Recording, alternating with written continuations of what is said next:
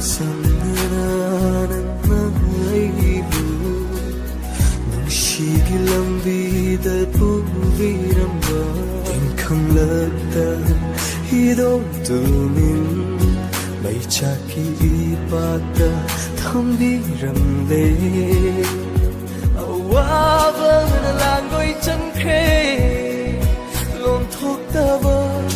amang thamoy se awabang nalangoy chankre lom thokdaba amang thamoy se thamoy ani se maro leiratte mitlu ani se ichel nairatte thamoy ani se maro leiratte mitlu ani se ichel nairatte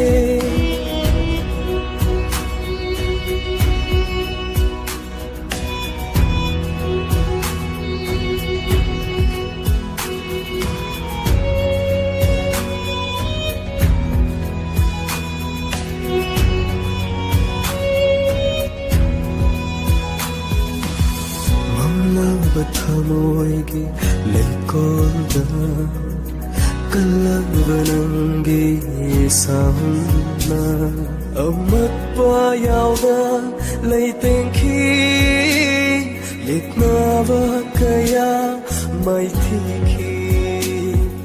amatpa yauda leitengki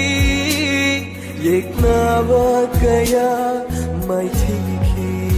misumbi nangi natauda ninambalita hajaki thamoy ani se maro leiratte mitlu ani se ichel nairatte thamoy ani se maro leiratte mitlu ani se ichel nairatte